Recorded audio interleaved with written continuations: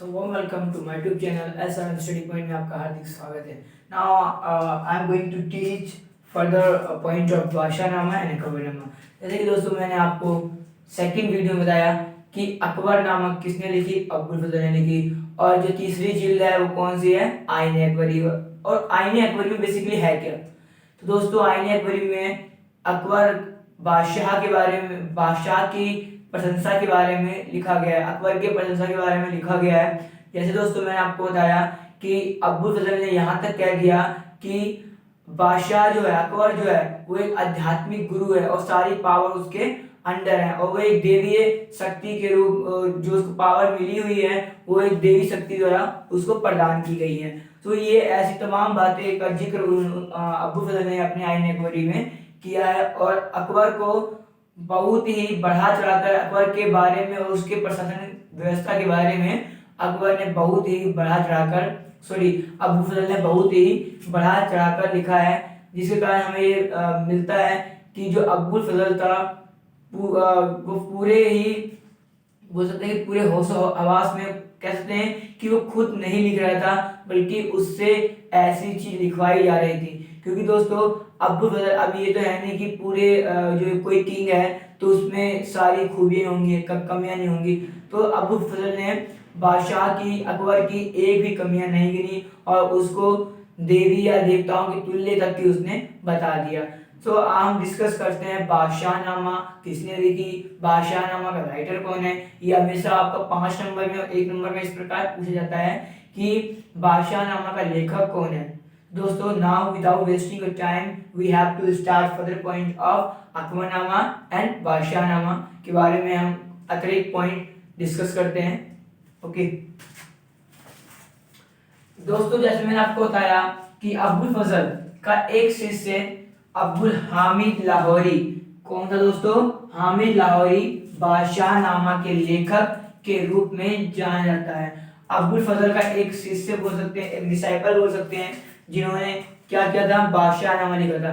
लेकिन जो अब्बुल फजल का दोस्त या फ्रेंड या डिसाइपल था, उसने पूरी तरह से बादशाहनामा कंप्लीट नहीं कर पाई और शाहजहां के वारिस ने फिर उसको कंप्लीट किया. क्योंकि बुढ़ापे के कारण आपका हामिद लाहौरी की मृत्यु हो गई थी, जिसके कारण उसने पूरी जिल्साज नहीं लिख पाई थी. अब देखिए दोस्तों कि इसकी योग्यताओं के बारे में सुनकर बादशाह शाहजहां ने उसे अकबरनामा के नमूने पर शासन के इतिहास लिखने के लिए नियुक्त किया. जो अकबरनामा पूर्ण रूप से मतलब पूरी सही ढंग से नहीं लिख पाई थी, लेकिन शाहजहां ने क्या किया. अब शाहजहां कौन है दोस्तों, याद रखें कि मैंने आपको बताया था, एक ट्रिक देता हूं फिर एक बार देख लीजिएगा.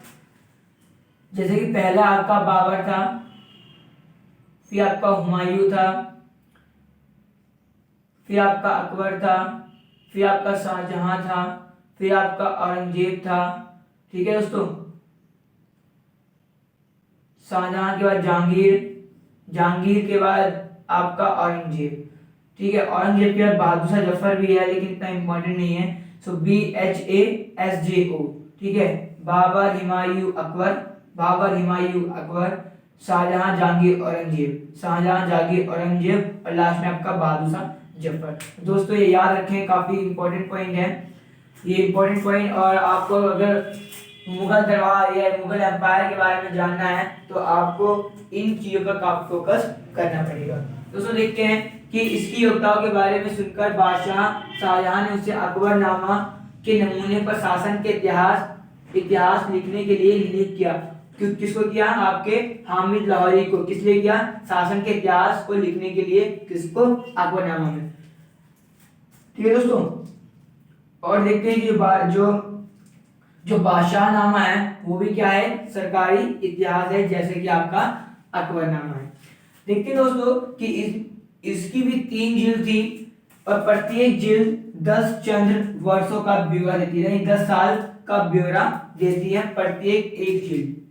लाहौरी ने बादशाह के शासन 1627 लेकर 47 के पहले 2 दशकों पर पहला व दूसरा दफ्तर लिखा.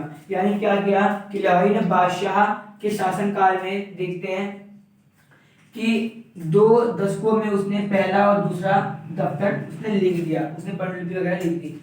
इस जिल्द में बाद में शाहजहां के वजीर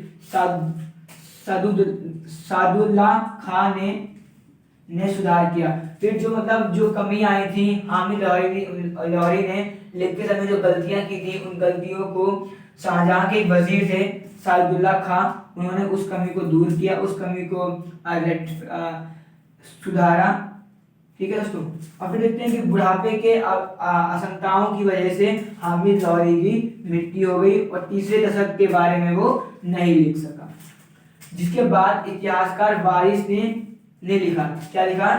तीसरे जिल्द के बारे में, क्योंकि आपको मालूम है, मैंने आपको बताया कि बुढ़ापे के कारण क्या था कि अब्दुल फजल आपके हामिद लाहौरी की मृत्यु हो जाती है। फिर हामिद लाहौरी तीसरी जिल्द को नहीं लिख पाता है। फिर जो उसका जो अब देखते हैं कि जो नेक्स्ट जो कैंडिडेट आता है वारिस, वो तीसरी जिल्द को कंप्लीट करता है। और दोस्तों देखते हैं कि जो हामिद लाहौरी ने पांडुलिपि लिखते समय जो गलतियां की थी, उन गलतियों को रेक्टिफाई करने के लिए, सुधारने के लिए आपके बादशाह के एक बोल सकते हैं बादशाह के एक या शाहजहां के बोल सकते हैं, शाहजहां के एक वजीर थे, उनका नाम था सादुल्ला खां।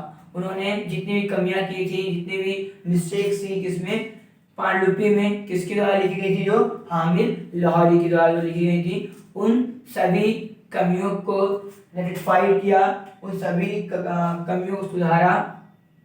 और देखते हैं कि जो आपके तीसरा जो जिल्द है, उस जिल्द को किसने लिखा? वारिस ने, याद रखिएगा। और देखते हैं कि दोस्तों ये आपका इम्पोर्टेंट पॉइंट है, लेकिन इस पॉइंट का नहीं है, लेकिन आपको याद रखना चाहिए कि बंगाल सोसाइटी एसोसिएशन जो है उसकी स्थापना कब हुई? क्या हुई? ठीक है, सोसाइटी ऑफ बंगाल की स्थापना कब हुई? ये ध्यान रखिए, काफी इंपॉर्टेंट है। कब हुई दोस्तों? 1784। कब हुई दोस्तों? आप मुझे कमेंट में बताएंगे कि कब हुई। 1784 में बंगाल सोसाइटी की जो है वो स्थापना हुई। वो स्थापना हुई क्यों? रीजन तो है ना भाई, क्या रीजन था कि उसकी स्थापना लोगों ने की, ब्रिटिश गवर्नमेंट ने की? क्योंकि आपको मालूम होना चाहिए कि 16वीं सेंचुरी में क्या हुआ था। आपको मालूम होना चाहिए कि 1500 से लेकर 1500 से लेकर 1800 तक आपका मुगल दरबार भी रहा, और साथ साथ यहाँ पर ब्रिटिश एम्पायर ने अपनी पकड़ को भी, ब्रिटिश सरकार भी यहाँ पर आ गई थी, और दोनों के बीच काफी मतभेद थे। और देखते हैं कि औरंगजेब जो आपका बोल सकते हैं कि इतना अच्छा नहीं था, लेकिन उसने अपने साम्राज्य को बहुत बड़े पैमाने पर बढ़ाया। और ब्रिटिश की जो मदद करने वाला जो बादशाह है वो औरंगजेब है। उसने क्या किया कि ब्रिटिश गवर्नमेंट को बंगाल, अब इसके बारे में एक्स्ट्रा पढ़ेंगे तो आप जानेंगे कि ब्रिटिश गवर्नमेंट की काफी मदद करी किसने? औरंगजेब ने। औरंगजेब ने क्या कहा कि औरंगजेब ने ये भी ब्रिटिश एम्पायर या ब्रिटिश सरकार से कहा कि आप बंगाल में कर ले सकते हैं और आप पर कोई भी कर नहीं लिया जाएगा अगर आप कुछ भी रेवेन्यू वहां से लेते हैं। तो यही सब तमाम चीजों की उसने मदद की किसने? औरंगजेब ने।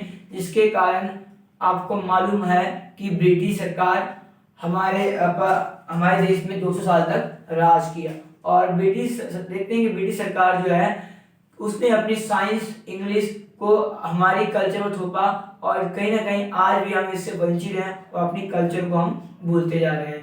तो दोस्तों, I hope you get this point. So now thank you so much for watching this video, but do not forget the bell icon. And अगर आप बेल आइकन नहीं हिट करेंगे तो आपको मेरी वीडियो जल्द से जल्द नहीं मिल पाएगी। और दोस्तों, मैं ये उम्मीद करता हूँ कि जो स्टूडेंट अभी भी ट्यूशन जाने के योग्य नहीं है, वो इस वीडियो को जरूर प्रेफरेंस करें, और कृपया करके प्लीज आप इसे शेयर जरूर करिएगा, ताकि जो लोग पढ़ना चाहते हैं, जिनको एक अपने फ्यूचर के बारे में सोचना है, and those who want to think about future, so they can watch this video, because that is a very important according to competition exam. So when you have to read this chapter, and you have to read this kind of lines and this kind of words that may be benefit for your exam. So thank you so much for watching this video and आप इसे note